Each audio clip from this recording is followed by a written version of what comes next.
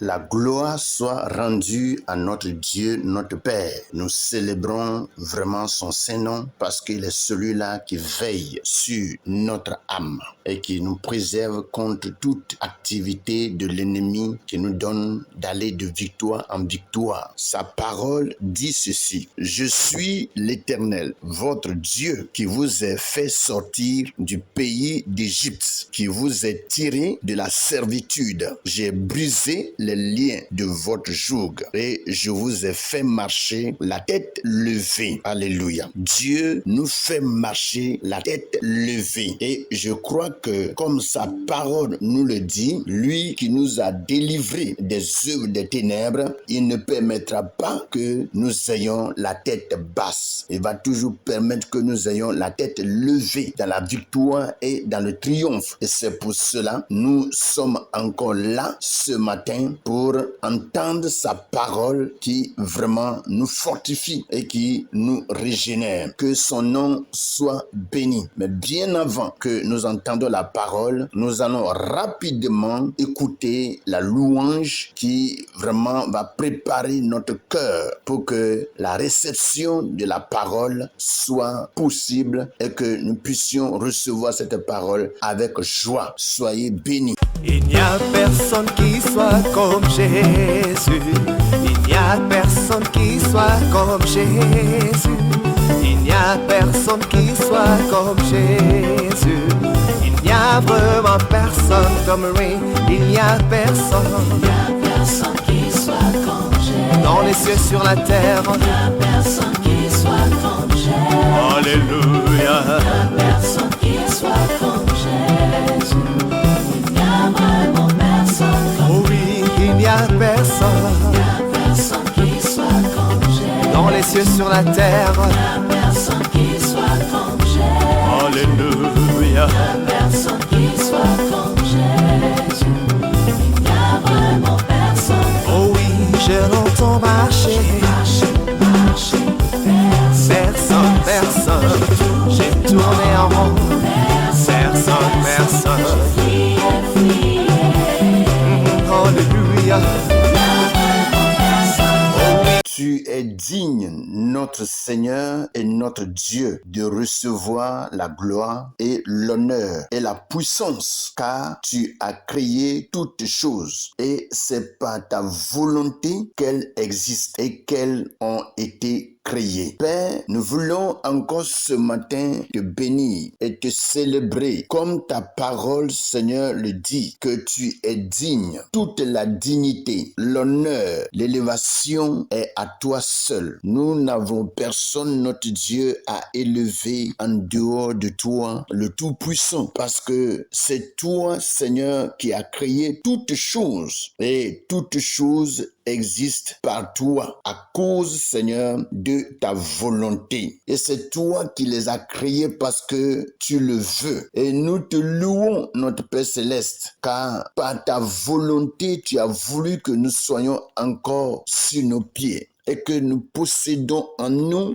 la respiration, le mouvement et l'être.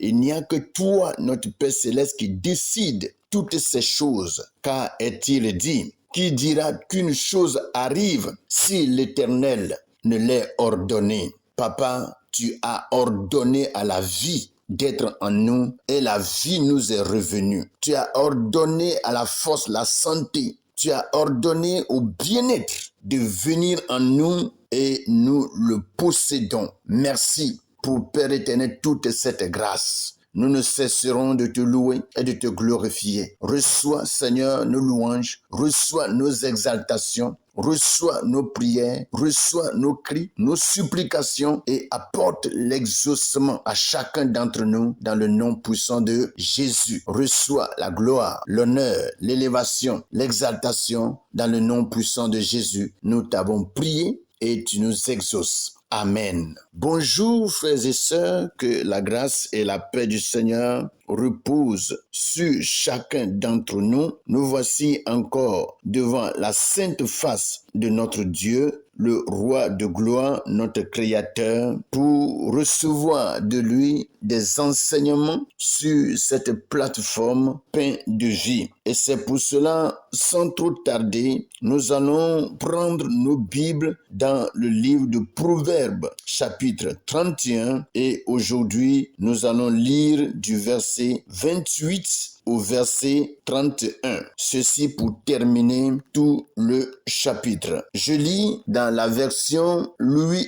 II. Il est écrit: ses fils se lèvent et la disent heureuse. Son mari se lève et lui donne des louanges. Plusieurs filles ont une conduite vertueuse, mais toi, tu les surpasses toutes. La grâce est trompeuse et la beauté est vaine. La femme qui craint l'Éternel est celle qui sera louée. Récompensez-la du fruit de son travail et qu'au porte ses œuvres la louent. Voici ce que Louis II nous dit. Nous allons porter nos regards rapidement sur le français courant pour lire les mêmes passages et recevoir de la part de ce passage des instructions que le Seigneur nous réserve en ce jour. Je vais lire à partir du verset 28 de Proverbe 31 du français courant. Ses enfants viennent la féliciter. Son mari chante des louanges. Bien des femmes se montrent vaillantes, dit-il. Mais toi, tu les surpasses toutes. Le charme est trompeur, la beauté passagère. Seule une femme soumise au Seigneur est digne d'éloge. Que l'on récompense sa peine, que l'on chante ses mérites sur les places publiques. Voici ce que le français courant nous dit. Nous bénissons le Seigneur pour ces deux versions qui nous donnent vraiment des passages différents pour mieux comprendre ce que Dieu veut nous dire ce matin. Et alors, sans trop tarder, nous allons repartir dans la version Louis II pour attaquer notre méditation. Nous allons prendre le verset 28 pour commencer notre méditation. Il est écrit: ses fils se lèvent et la disent heureuse. Son mari se lève et lui donne des louanges. Mes frères et sœurs, il faut dire que avoir le caractère de cette femme vertueuse, il y a de très bonnes conséquences. Il y a de très bonnes bénédictions. Voyez, non seulement que son caractère envahit tous ceux qui sont autour d'elle et amène ceux-ci à la félicité, mais son caractère a affecté aussi ses enfants. Ses enfants apprécient son comportement. Ses enfants apprécient et louent leur maman à cause de son comportement, à cause de la femme vertueuse qu'elle est. Vous voyez, donnant à toutes les femmes autour d'elle l'exemple de plaire à Dieu. Les enfants, ces enfants viennent vers elle et disent quoi? Heureuse, heureuse. Oh, maman, tu es heureuse. Tu es heureuse à cause de la vie que tu as menée dans cette maison avec nous. Ta vie nous a réellement impacté et nous en sommes vraiment contents. Vous voyez, ces enfants se lèvent et la disent heureuse. Oh, c'est merveilleux lorsque tu as des enfants qui viennent vers toi et qui sont très contents et qui commencent vraiment à t'élever, qui commencent à te louer. Voyez un peu comment la joie va envahir le cœur de cette femme. Voyez, il y a des conséquences heureuses qui viennent. Pourquoi ne pas chercher à vivre ainsi que vraiment de chercher à vivre ce que nous pensons et même voir ceux qui vivent d'une manière très mauvaise et chercher à les copier et vivre comme elles et dévier la voie du Seigneur. Mes frères et sœurs, il y a lieu que par cette parole, nous puissions réfléchir et que Dieu, par sa puissante main, apporte beaucoup de transformations, de changements dans la vie des femmes comme dans la vie des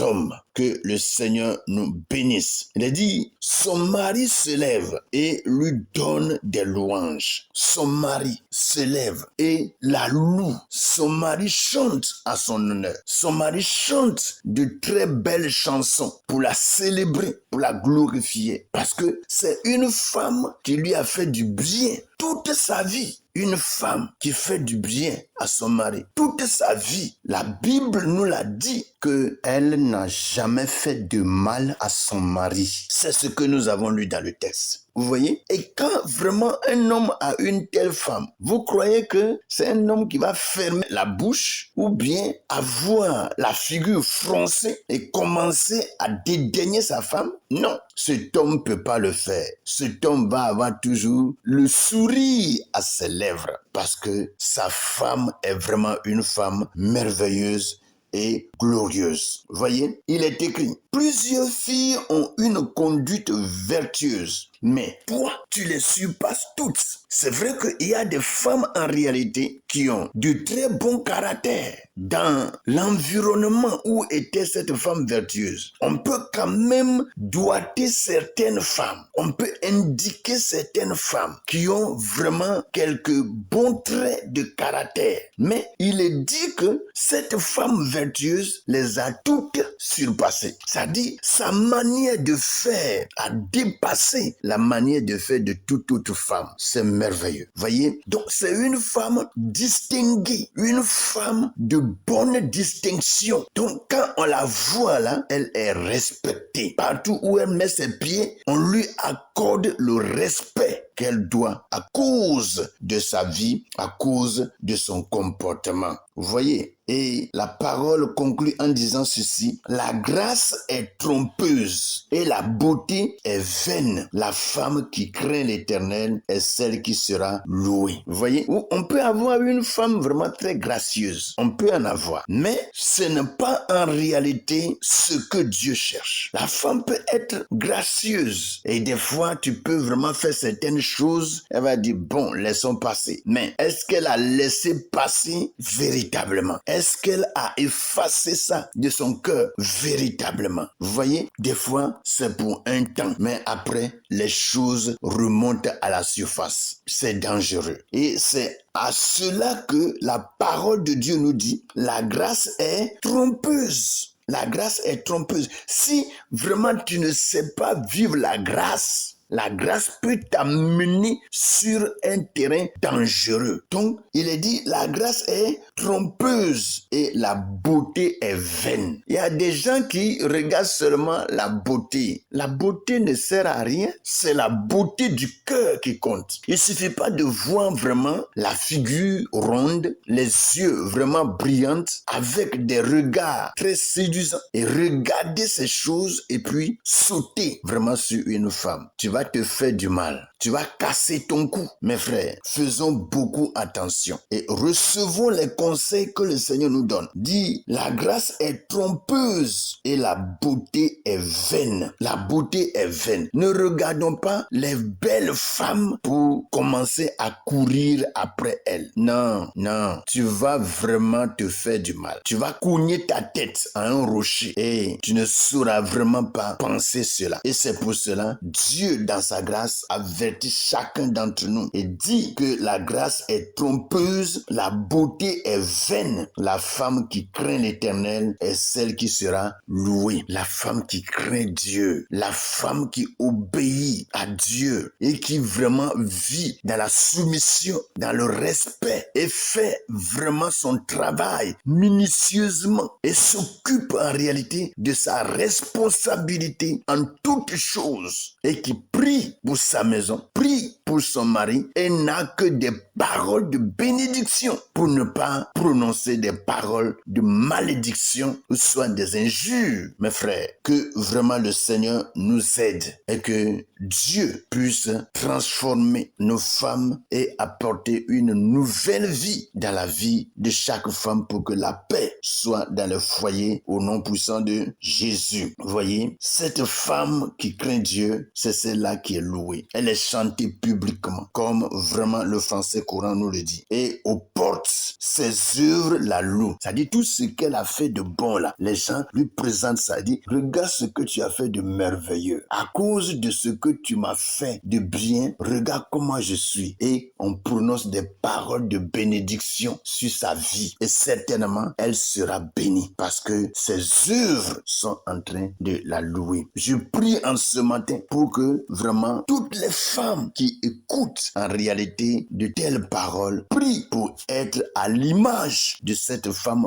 vertueuse et que les hommes ne portent pas le regard sur la beauté extérieure pour vraiment faire des mauvais choix. Mes frères, que Dieu nous bénisse. Que sa grâce repose sur chacun et que sa puissante main soit notre partage. Au nom puissant de Jésus, j'ai prié et nous sommes exaucés. Passez une bonne et merveilleuse méditation avec le Seigneur. Amen.